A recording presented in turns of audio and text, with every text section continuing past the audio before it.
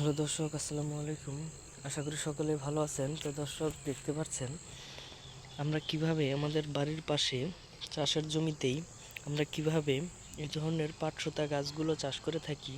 তো বন্ধুরা, এই যে দেখতে পাচ্ছেন, আপনারা যদি এই পাটসুতা গাছের ফুলগুলো কিন্তু আপনারা ভেজে বড়া খেতে পারবেন, এবং এই গাছগুলো, এই ফুলের মধ্যেই কিন্তু বীজগুলো হয়ে থাকে, সেইগুলো কিন্তু আপনারা তুলে বিচুন রেখে আপনারা পরবর্তী সময়েও আপনারা এগুলো রোপণ করতে পারবেন।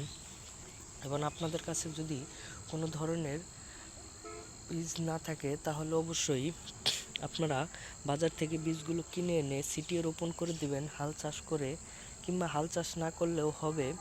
হালকা হালকা যদি বৃষ্টি থাকে, বৃষ্টির মধ্যে যদি আপনারা ছিটিয়ে রোপণ করে দিতে পারেন, তাহলেই এই গাছগুলো অতি দ্রুতই কার্যকারিতা হিসেবে কাজে লেগে পড়বে। আপনাদের এই গাছগুলো অনেকটা বড় বড় হয়ে যাওয়ার পরে আপনারা সেই গাছগুলো আপনারা কেটে আপনাদের গরুকে খাওয়াতে পারবেন, এবং আপনাদের গরু প্রচুর পরিমাণে মোটা তাজা হবে।